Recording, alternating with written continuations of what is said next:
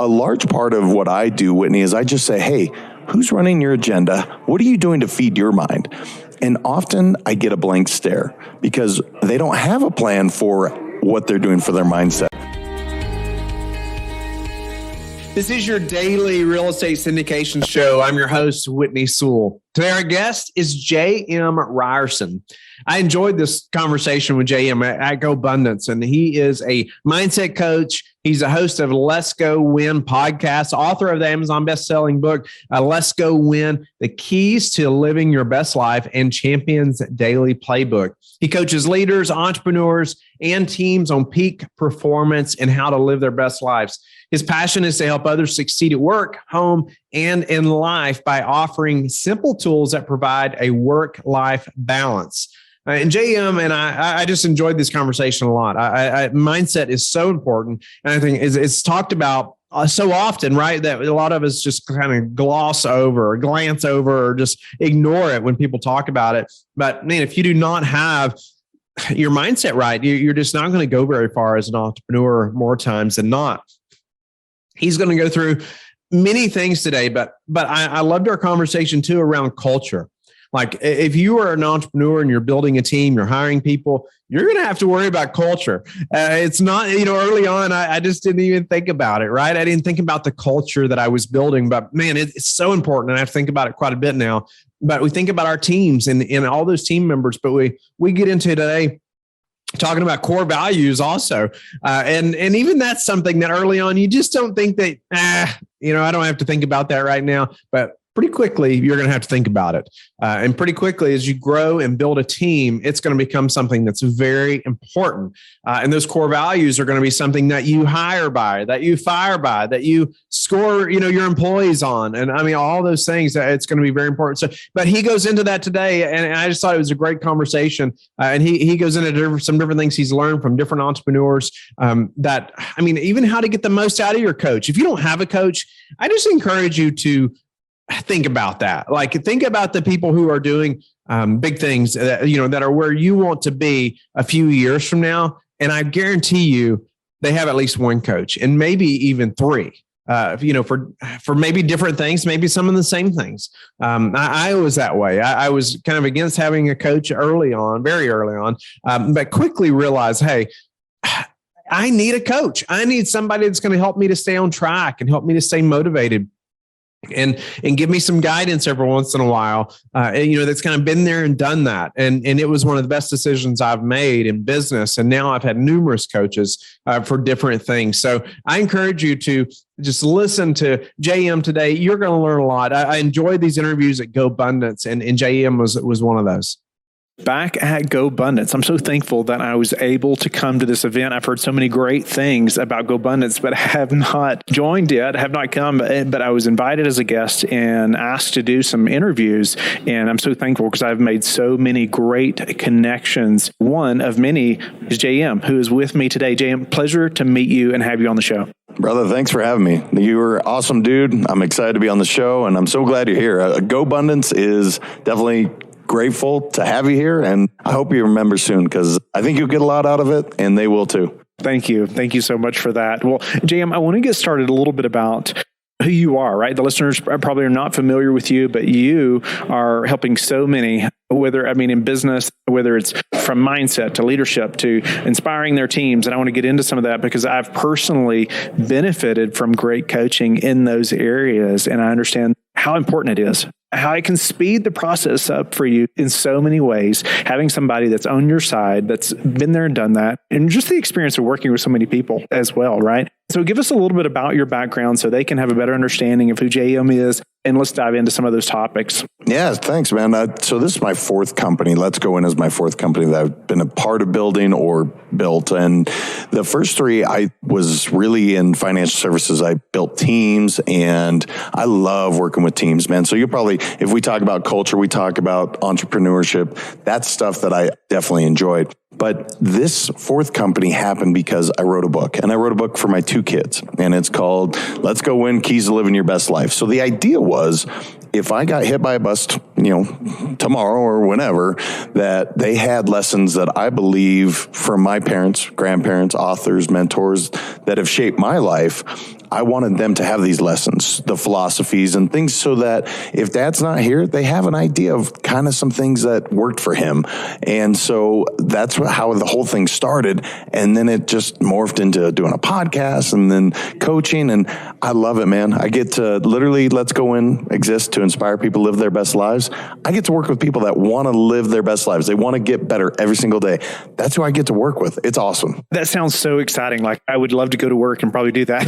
Right. I mean, I love what I'm doing now, but that sounds amazing, right? Getting to help these really high achievers, right? I mean, guys and gals who are probably very motivated, and you're getting to go through that process with them in a big way. Well, let's jump into a couple specific things. And I don't want to spend the majority of the show on this. However, it's so important, or just because we talk about it often, but I do want to hear about it from your perspective, just the mindset, right? And I think you talk about it's not a result. Like, winning is a mindset, right? It's not a result. So let's talk about mindset a little bit. Talk about maybe a couple things that you see that are consistent amongst the people you work with, common struggles, and then how you help them, or what you see that changes in their mindset that ultimately then results in winning, whatever that may be for that individual. Such a good question, because mindset is ever evolving. Now, so often people don't think about what their mindset. Why do you think the way you think? What limiting beliefs have been given to you, right? So for instance, maybe you have a limiting belief when it comes to money. I did,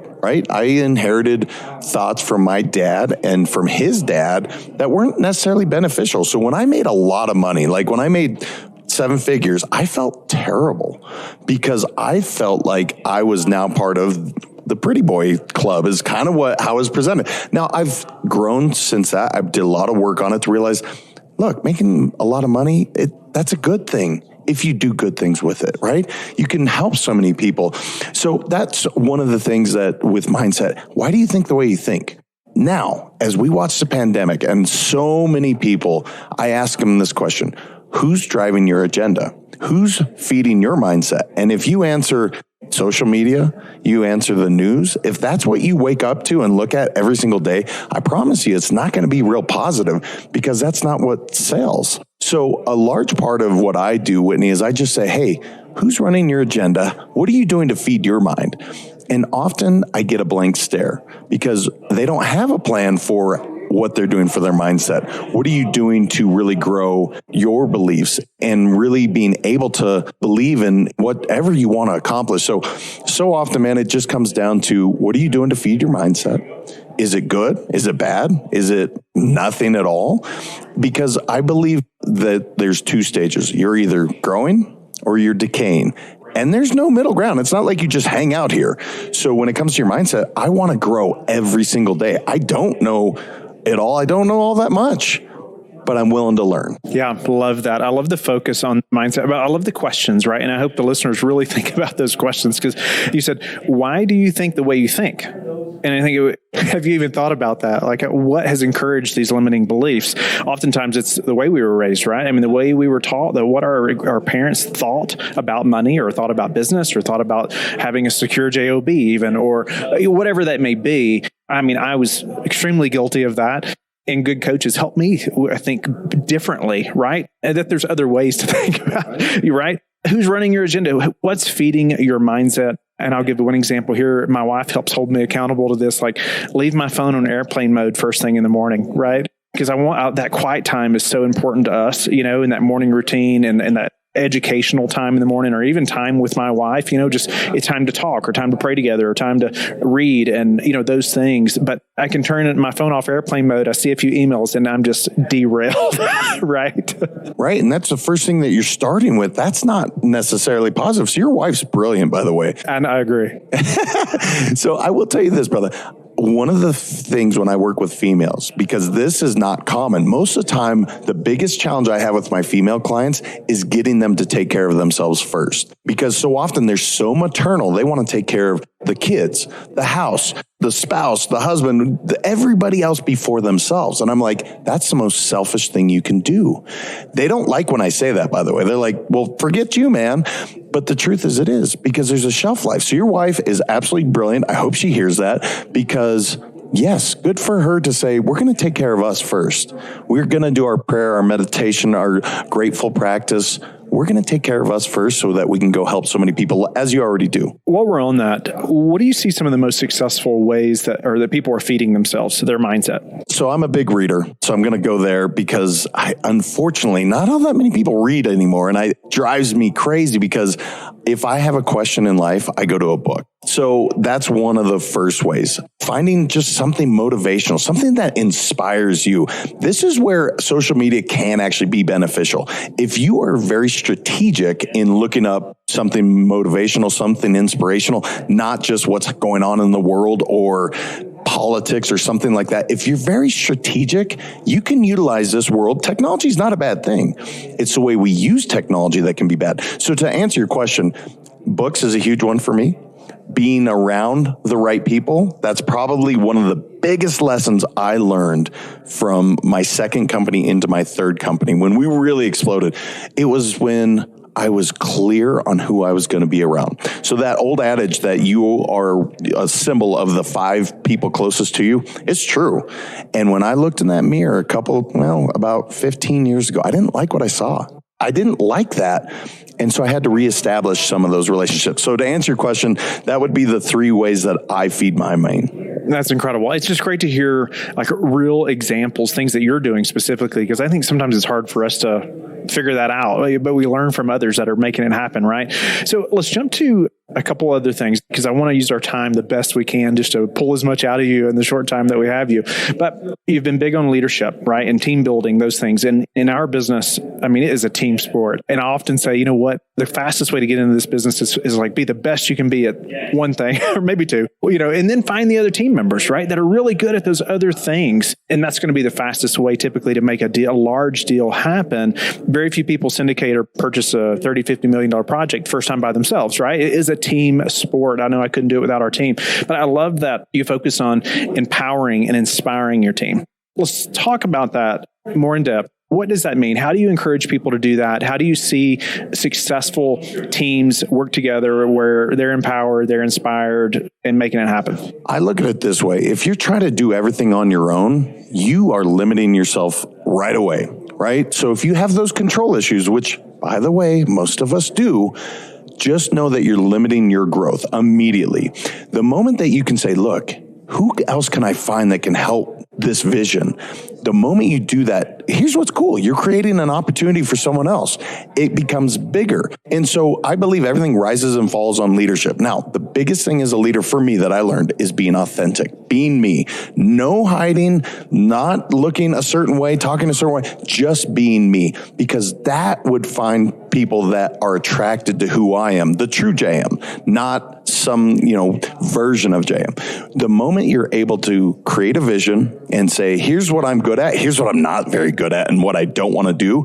And you say, as you and I talked off air, you found someone like that. They're good at maybe your weaknesses, and look at what you've been able to create, because you can't do it all. And by the way, you don't want to. There's so many things that I really am not very good at. Guess what? I outsource that. Creates another opportunity for someone else. And I give them what I want to see happen. And then I let them be, knowing that, guess what? They will figure it out. And more than likely, if I give them enough autonomy, they'll probably figure it out far better than I ever could. Yeah, love that. Giving them autonomy, letting them really, you're empowering them, right? You're saying, hey, you are responsible for this thing. Just go make it happen. This is what I want it to look like. Go do it. Make it happen. I guess, how do you lead them well in that while not micromanaging, right? Good question. And it's not an easy one to answer, because once you sit down and set expectations and you say, okay, so I don't know, we want to grow sales by 30% in the next 90 days. Cool. Now we know our metrics. How are we going to do that? And then you formulate a plan. So you say, here's some of those structured ways. We'll have one-on-one meetings. We'll have a sales meeting, and you set it up, and then you get out of the way. If you set the expectations, let them run. Now, that doesn't mean hands off, don't ever check in. That means let them run with it and then check in every week. How are we doing? Is there anything I can do to support you? Not berating them and saying, hey, you're not doing this, or this. Sales are not. No, give them the chance. Give them the chance to make mistakes, because the best way to learn is by making those mistakes. But if you're constantly in there micromanaging, A, you're going to be tired. B, you are not helping them grow, which ultimately is not helping you grow. What are your thoughts around, let's use that same example, that employee, you're trying to empower them and you're setting those standards that you're hoping they're meeting or whatever, maybe you talk about that, but then you just say, you go make it happen, right? And so what's your thoughts behind, KPIs and maybe bonuses or incentivizing them, even financially with bonuses to hit certain maybe metrics of some kind? So I'm a 1099 guy. Like I have been an entrepreneur all my life. I never wanted a glass ceiling. Okay. That was one of the most attractive things about when I became an entrepreneur. No one can dictate how much I can make. I get that opportunity. Now, is that always the case? No, of course not. But what I've always tried to do, Whitney, is I ask, what would really fire you up, and let them answer. How would I know what's really going to do it for you? I can't read your mind. But if I ask you some questions and you say, hey, man, if I could get 10% commission on this and I was going to give them 20%, well, that's a win for me in the business because I can reinvest the other 10%. But if I put out 20%, maybe it's too much for them. So I talk through it with them. And it's funny because when I first started in my business, talking about commissions was like a no-no. I'm the opposite, man. I'm an open book. I want to talk through it because I don't want any feelings of like, oh, you're hiding something from me. We're going to have a very open dialogue and you're going to tell me what's going to motivate you. We're going to build that compensation plan. Let's go. And that way, if you don't make it, it's not on me. I didn't set the expectations. You did. And typically what you'll find is they built it for something and they'll go hit it and they'll be extremely appreciative. Now, next time they may jump it up a little bit, which is fantastic, but it's asking questions. Hey guys, it's Whitney. I wanted to take some time to introduce you to my good friends over at PassiveInvesting.com. They're a national private equity real estate firm based out of the Carolinas. They focus on acquiring institutional quality apartments and self-storage facilities.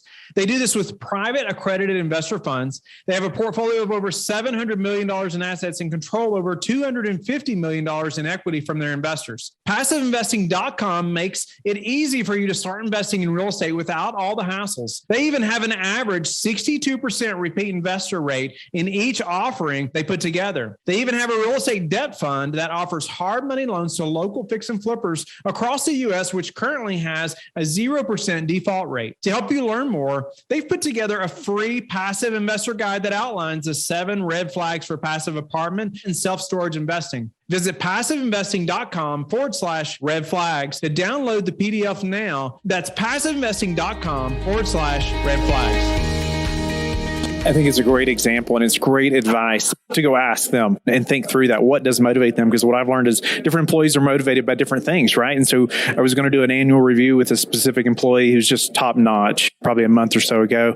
And so beforehand, I sent her a list of questions. I said, I'd love for you to fill these out for us to discuss, and gave her maybe 2 weeks to do it. Like, I really want you to think about it, But during that, I asked her, what motivates you? How can we establish a plan for you to make more money? Like, I want you to do well. I don't want that ceiling, right? And so I asked her to just think about that, come back with some examples of something, right? I didn't know what would happen to that. Well, at the end of the review, we went through all those questions. She said, well, I have something I want to present to you. And I said, okay, So she shared her screen and she had put together a PowerPoint presentation of how I could incentivize her in certain KPIs to hit. And I was so impressed. And we've modified it a little bit and we are moving forward to something like that. But I was so impressed. But yeah, I think you hit the nail on the head. It's just like, ask them.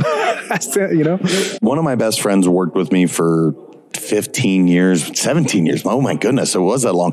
Anyway, I told you, I don't want a glass ceiling. I don't want anybody to tell me how much I can make. He was different. He wanted a guaranteed draw. And I told him, again, this is my best friend. So I'm like, hey man, no, I'm putting a ceiling on you at that point. He's like, JM, listen to me. It makes me uncomfortable if I don't have a base, a draw to go from. So I was trying to force my emotions, my feelings for the betterment of him, but it's not what he wanted. The moment we put the draw in place, he far exceeded whatever he was doing before when there was no ceiling. So it's funny. Everybody's different. Everybody is either risk averse or maybe they want that risk. but we don't know. We got to ask. What about just in our current climate with so many people quitting their jobs, right? Last month, and most employers are afraid of losing, right? Their top-notch people, and because other people are offering big incentives, right? Because it's hard to find people right now that want to work. How have you seen people you're mentoring, coaching to retain, right, their best players? What have they been doing to say, you know what, hey, I want you to stay. Like, I want to know if there's a problem, right? It's such a brilliant question. So you've watched, or me personally, I've watched 3 big crashes through my professional career. And every time the companies that retained those people, they were clear on one thing, and that's culture. They knew exactly who they were and they knew the vision. So you're right. People are offering more. They're dangling this carrot. But here's how you want to retain your great people. You talk to them. You say, hey, remember, this is why we're doing what we're doing. This is my vision for the business and for you. So even if let's say I'm paying 25% less than the guy down the street, but they are completely aligned value-wise. I know their family. They can trust in who I am. They're not going anywhere because they can trust. They know where it's going. In the short term, yeah, you can go get 25%, but you're not going to be happy. Or perhaps you're not happy. So if you're clear on the vision and the culture, you won't lose people. I love that. Clear on the vision and the culture. Speak to being clear on the culture a little bit, because sometimes I think that can be hard to, what is culture? What does that look like? How do I instill that in our team, right? How have you seen that done well? Man, you ask a good question. So my second company, we had 6 core values, and I'm on stage in front of about 1,200 people, and I'm going through the values, and I get to the 5th one, and I draw a blank. Now, I had to ask the audience for the remaining 2. It took a while, brother. Now, the sad part about that, and I promise I'm getting to the answer of your question, I was one of the guys in the room that wrote the core values. We had 6. It was too much. Guess what? I was so smart that day, I added a 7th core value on the stage. So I can't remember 6. I'm going to add 7. What I learned is I'm like, it's just too much. So we reduced it down to 3 core values. And what I noticed the next year when I went, 90% of the people knew our core values. There's something about the rule of 3. And if your audience hears nothing else and you're an entrepreneur, hear this. Be clear on your core values, your culture, and make it simple. 3 is what I suggest. Up to 5, but just know that every time you go above 3, you're really running the risk of people not being able to remember your values, including yourself. So it was a lesson I had to learn. And every company since, the remaining 2, they have 3 core values and everyone in the organization knows them. On that note, we've been going through that as well and even revamping our core values. So I'm going to ask a couple questions about that. Do you prefer like a 1-word core value, maybe with a description, or do you prefer like a statement? What have you seen there? For me, it's 2 things. I prefer the words, and every single meeting, every time we meet. So if you and I were sitting down on a one-on-one, the first thing we're going to do is typically a mantra and our core values. The mantra is to kind of explain what the core values are all about. Now, if that's funky for people, I understand, because what is a mantra? It takes a while, and we don't have time on the show to really dive into that. But every single meeting, we are going to talk about the 3 core values. Through sheer repetition, it's going to be ingrained into your head. Now, the best part, if you have, whether it's a W-2 employee or a 1099 consultant, if they're outside of those core values, that's how you address it. So if they're not showing up, let me see, courage, fun, and love. Okay. That was core values for my 3rd company. If you're not showing up in a courageous manner, I get a chance not to say you're a piece of garbage or you're lazy or whatever. No, you just weren't showing courage. It makes that conversation so much easier because I can point right to a core value and say, hey, Whitney, do you see how you weren't acting in a courageous manner? Oh, yeah, man, actually I was because blah, blah, blah, blah, blah. Cool. We agree on that you were outside of our core values, and that's not okay, right? Yes. And then we talk through it. Great. I love the example too. I appreciate that very much. I think that's helpful to the listeners because it's difficult, right? I mean, at first we all know we need them when we're growing a business, especially when you start having employees, right? It's like, man, because you're going to hire by them, you're going to fire by them, right? By those core values. And so one other thing that I've noticed is like you talked about, you have to ask them questions. You have to talk to them. What was it? You said you have to talk to them to keep them. It's so true. So true. And I know for the longest time I meet with every employee in the US, like every week, we have a one-on-one, right? But I have 10 people in the Philippines. And at first I was meeting even with each, when we had like two or three, I was meeting with them also maybe every other week. But now there's like a dozen there, and so, but I enjoy those relationships and caring for those people. But I can't meet with everybody, right? So what about that growth? Is it another team member that's coming in, might be on a management position? And it's hard to transition that relationship too, right? How have you seen that done successfully? Yeah. Again, this is something that everybody's going to go through as you grow. They've done studies. The most you can really effectively manage on a team is between 9 to 12. And that's stretching. 12 is really a stretch. Now, empower again. I'm going to go back to it because if I can't effectively work with you, so let's say, Whitney, you're number 15 that I'm responsible for. Guess what? Whitney's not getting the attention or support that he really needs. Cool. I need to bring somebody else up. Maybe it's Whitney, maybe it's somebody else to say he needs more attention, more support to know that we're there. We care. And so that's where you bring somebody else in to say, this guy's a superstar. This is what we're working on, but I just don't have the time or attention to do it. Now, I will tell you this, and I love that you are committed to meeting with all your people because that's something that you put out there. They know it. Then they can hold you accountable to it, right? The CEO of Costco goes to every store every year. It's remarkable. And he is known for this. It's truly fascinating. Now, does he meet every employee? Of course not. But every store has been touched by the CEO. It is something that when I heard that, it told me everything I need to know, which is commit to your people, show them the love and support that they need. And if you're unable to do it, make sure you let them know, right? If the CEO were to get sick for 3 months, I'm sure he would have said, guys, this is why I can't do my CEO tour. But anyway, to answer your question directly, it's literally put somebody in position so they can give that support. What about the leadership qualities that we must have, right? I mean, all of us, as we're starting a business, you're growing a team, you're an immediate leader, right? Whether you like it or not, you need to be leading well. But what are some of those qualities that we must have, or at least be improving and learning and working on? Yeah. So the first one is vulnerability for me. It's the most profound lesson I've learned in my professional career as a leader.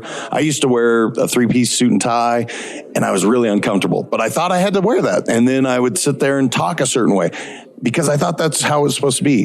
The moment I choose, this is pretty similar for me, right? Like a polo, maybe it's a t-shirt, but I'm a t-shirt kind of guy. I feel more comfortable that way. Now, look, if you're better as being in a suit, cool, do you, but be you. So being vulnerable is one of the biggest ones. Having courage, the courage to have that real conversation. Don't not have the conversation because that is going to have resentment. The last one, actually, I'm going to give you 2 more. I'm sorry. I try to stay with 3, would be confidence. You have to have confidence in your people, in yourself, in your decisions, knowing full well you're going to screw up. I fail probably more than I succeed, but I'm confident in my decision that I can come back from it. And the last one is empathy. So often we will judge people based on their numbers solely, when the truth is there's probably more going on. If your sales guy or gal isn't performing, you might want to ask some questions before you say, why aren't you doing this? Your numbers are down. Maybe they have a sick mom at home, sick child at home. Maybe they don't feel good.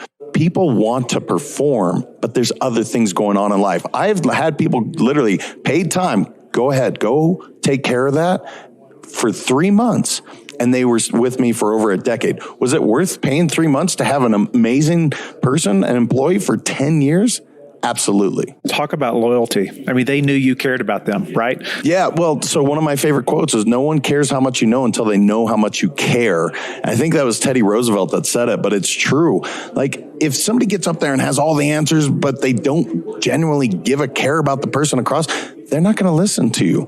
So you have to care about your people. And typically you do, but be willing to show it. Do you recommend, I hear more and more people talking about this, like, stand-up daily meeting, like 15-minute. And sometimes I've heard different people say different things about it. They may have a dozen people in the room, but the meeting is 15 minutes. Everybody's going to say maybe a high and a low, and maybe they say their core values, high and low, everybody around the room, and maybe you connect with somebody. What's your thoughts about that versus, the one-on-ones and the frequency of those things? So I adopted Michael Hyatt. I got to give him credit because I use it, but AEIO, and that's every meeting is achievements, expectations, issues, and outcomes. That has saved me thousands and thousands of hours of planning some agenda that was probably wrong anyway. And it also made my meetings so much more concise. People didn't feel like they're wasting time. And it also allowed everybody to be a part of it, because the most effective teams, Google did a long study on this. The most effective teams are when people have psychological safety, they feel comfortable to talk, and also equal amount of speaking time. If you typically go to a meeting and it's just one person droning on, and we've all been in those meetings, I've given them, they're not effective. But when you use AEIO, I think it's brilliant. Hyatt he's absolutely brilliant businessman. That has saved me thousands of hours. So that's how I do it personally. Every meeting, core values, AEIO, and we're done. Is that something the employee is coming up with? Are they preparing for that meeting or provide the AEIO? Or is that something you're just discussing open during the meeting? Well, here's the beautiful thing. Because we already talked about the expectations and any issues they may have, and here's the outcome, here's what I expect or we expect as a company, you don't have to talk much about it because you set the expectations, we check in on the outcomes, and if there's an issue, cool, you have support. So to answer your question, it's already been laid out. The employee is bringing the wins and the issues, but the expectations really haven't changed. Maybe the outcome needs to change because a timeline got screwed up. COVID happened, therefore trucks are sitting in a port in LA. Things do happen. So maybe you have to extend the outcome that way, but it makes it so easy. So to answer your question, it's already been laid out. Awesome. I'm going to change gears for a moment because I know you are an expert in this field, and I get this question so often. And even at this event, somebody stood up last night and asked about coaching or asked about why I need a coach. And so just from you've worked with so many people now and coaching so many leaders, entrepreneurs, why do they need a coach? And I hear that like, well, Whitney, I don't want to spend that much money on a coach. All those limiting beliefs, right? I just can't see it being worth it. That guy's only going to spend an hour with me a week or a half hour with me a week, and it's cost this much. Why do we need a coach? I just wanted you to highlight because I'm a believer. I wasn't always, but I'm a believer in having coaches for lots of things. Well, let me just say this first and foremost. There is no amount of investment in yourself that's not worth it. You invest in yourself. No time should you ask how much it was because it's an investment in you. That is the most important investment you can make. So I'll put that out there first. Listen to yourself on a voicemail or an answer machine. Do you sound the way that you think you do? I don't. That's the reason you need a coach, because we think we sound or look or do certain things. We are terrible at knowing what we do. I don't show up in the world the way I think I do. I need a coach to tell me, actually, JM, you're showing up kind of arrogant here. And it's like, really? I didn't know that. And so with the book, the gal said, look, if you only share this with 2 people, you're selfish. I wouldn't have seen it that way. I thought I was being generous to my kids. She saw it differently and said, you are being selfish. Stop it. And I needed to hear that. So it's just, we have blind spots, man. And we don't mean to, but a coach can see it from the outside looking in. I love that because I remember my coach that I hired about 4 years ago. It was $12,500. And honestly, at that time, my wife and I were like, I don't know if I should do this. It's like, this is a lot of money, but it's the best decision I ever made. Now I've had other coaches for different things, whether it's speaking or whatever it may be, and accountability. So I could not agree with you more. Tell me a little bit about the best ways that maybe to hold people accountable, maybe even as a leader in our business, we're coaching people, how do you hold those people accountable? Yeah. So set the expectations and write them down. One of the things that we do is we assume. So I said it, I assume that Whitney heard it, and now we're clear. Look, if you've heard it before, if you assume, you make an ass out of you and out of me. Don't assume. So set the expectations, write them down, make them visible, and then be clear on the timeline. By doing this simple act of writing it down, it's called cascading communication. So let's say I say something to you and it wasn't written down. At the end of the meeting, I reiterate my expectation and make sure, hey, Whitney, were you clear on what I was asking of you? And Whitney says, yes, or no, I didn't hear that. I can tell you so often, I think I've said something, but it wasn't received that way. Remember, human beings have less than 12-second attention span. Do you think they hear everything? This interview, your listeners have gone in and out as I'm talking. That's cool. That's clear on that. but you need to go back and say, am I clear on what I'm asking? Yes or no? Let's write it down. Let's be clear on the outcome. What about how to get the most out of a coach? Or maybe they have a coach in mind. Maybe they're considering you now, and I hope they are. But depending on what industry they're in or what they're needing coaching for, how do they get the most out of that coach? You got to tell your coach what you're looking for, and don't be shy. Remember, so often we've been conditioned to tell people what we think they want to hear. This is your coach. Tell them exactly what you want. This is my expectation. This is what I want out of it. And give them permission to hold you accountable. One of the biggest things, and we do this as parents all the time, we forget to seek permission. I know there are kids, but whenever you say, because I told you so, because I'm your dad, how well is that received? It's not. But if you say, hey, can I give you some feedback? Can I talk to you? And they say, yeah, okay. And then you give it to them. Guess what? It's better received because you got permission from them. Same thing with a coach. I give all my coaches, look, you have full permission, radical transparency with me. If I screw up, you get to tell me. Now, I've wanted to eat those words so many times, brother. Trust me, it's a slippery slope. But you know what? Every single time, it's what I needed to hear. I needed them to, that's why I hired them. So give them permission. When and what? Like for the coach, when should we consider the coach? And is it a coach for our life? Is it a coach for business? Maybe it's the listener's first time they're thinking about hiring their first coach. What should they consider? Maybe the type of coach or who this person is. What do you want, right? What is the result that you want? And if you're not obtaining it and you're struggling, you probably need a coach, right? Or if your own head is getting in the way. So often, again, whether you think you can or you can't, you're right. That's Henry Ford, man. Like he said that. So if you stop and you're like, I don't know if I can do it, hire a coach. Like, I don't know if I hire a coach. So that's the win. That's your why. Just being clear on why. Why do I want it? And why is this coach? And I do believe coaches come just like people do in for a reason, a season, or a lifetime. It's rare that you find that coach for a lifetime, but when you do, wrap your arms around them, give them love, because that's an amazing human being. You want to hold on. I can relate so much to what you said. I mean, there's so many times through my entrepreneurial journey, I'm usually like, okay, if I made my mind up, I'm going to do this, I'm going to keep charging forward. However, even doing the daily podcast, and listeners have heard me tell this, but 2 people before I started that are very big names in our industry, I met with them at a conference, I was saying they should be on the show. And they were like, Whitney, you're crazy. Why would you do a daily podcast? And normally I would have just said, I had already been called crazy many times before that, right? So, normally I would have just shrugged that off. But considering who these people were, I thought, well, wait a minute, maybe I should consider this, right? Talked to my coach about it. And he's like, Whitney, that's why you have to do it, because it's too much work for most people. And that's all it took. And so I think about how that would have changed my entire business. If I had taken the advice of those 2, if I didn't have this person in my corner just to kind of vent to a little bit. And that's all he had to say. And then I was like, okay, now I'm back on it. Now I'm still ready to go. So we just have a few minutes left, but I just wanted to highlight that because I could not agree with you more of having that person in your corner. And so what about some daily habits that you are disciplined about that have helped you achieve this level of success? Yeah, to keep it simple, I want everybody to take care of their mind, their body, and their soul every single day. Now, my morning routine is significant, as in it's lengthy, way longer than my wife thinks I'm crazy, because she's like, really? You go through this whole, but it's what makes me whole. But what I coach on is take care of your mind, your body, and your soul. Set your intention for the day. What do I want to be? So today, I wanted to be radically optimistic, open, and loving. That's what I wrote down. So that's my goal. I hope I was radically optimistic today, open to new ideas, and loving to the people I'm spending time with. So I set my intention, 3 things I'm grateful for, and take care of the mind, the body, and the soul. Of course, I meditate. I journal. These are all things I do. But to simplify it, those are kind of the key 3 things. Is that like a every morning thing? I'm up at this time, I'm exercising, I'm meditating. Gosh, yes for me, but not for the majority of the people.